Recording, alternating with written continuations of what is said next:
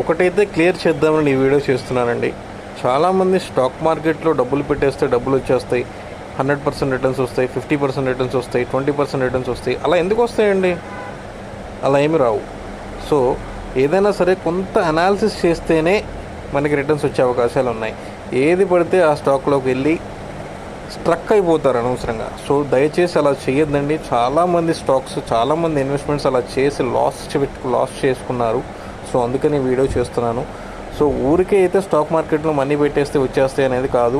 ఇది ఒక గ్యాంబ్లింగ్ కాదు, ఇది ఒక సైంటిఫిక్గా ఇది మ్యాక్రో ఎకనామిక్ ఫ్యాక్టర్స్ని అనుసరించి ఉంటుంది స్టాక్ మార్కెట్ అనేది. సో రీసెంట్గా మైక్రో ఎకనామిక్ కండిషన్స్ చూసుకొని, మన చుట్టుపక్కల వ్యవహారాలు చూసుకొని, వాళ్ళకు వచ్చినాయి వీళ్ళకి వచ్చినాయి అని స్టాక్ మార్కెట్లో డబ్బులు పెట్టద్దు. అనాలిసిస్ చేసుకోండి. అదర్వైజ్ మ్యూచువల్ ఫండ్స్కి వెళ్ళండి, ఈటీఎఫ్ వెళ్ళండి, లేదంటే ఫిక్స్డ్ డిపాజిట్ వేసుకోండి. అన్నెసరీగా స్టాక్ మార్కెట్స్లో డబ్బులు ఇన్వెస్ట్ చేయొద్దు. వితౌట్ అనాలిసిస్ అస్సలు స్టాక్ మార్కెట్లోకి రావద్దు. మ్యూచువల్ ఫండ్స్లోకి వెళ్ళిన తర్వాత మీకు ఎంతో కొంత నాలెడ్జ్ గెయిన్ చేసుకున్న తర్వాత మాత్రమే స్టాక్ మార్కెట్కి రండి with minimum investment. Okay.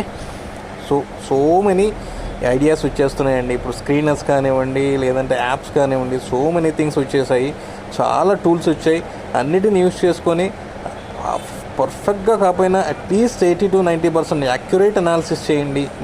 Me analysis చేసుకోండి. కంపెనీలో గూగుల్లో సెర్చ్ చేసుకోండి. కంపెనీ నేమ్స్, డైరెక్టర్స్, వాళ్ళ ప్లాన్స్ ఏంటి, వాళ్ళకి ప్రాఫిట్స్ ఎలా ఉన్నాయి, నెంబర్స్ ఎలా పోస్ట్ చేస్తున్నారు, ప్రతిదీ చూసి దాని తర్వాత మాత్రమే ఇన్వెస్ట్మెంట్ చేయండి.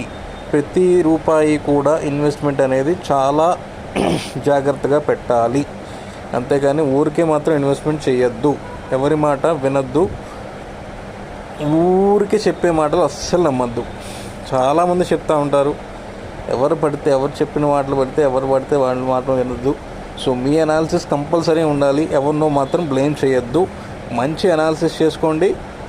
స్టాక్ మార్కెట్లో ఇన్వెస్ట్ చేసుకోండి. After doing much analysis returns పొందండి. Thank you.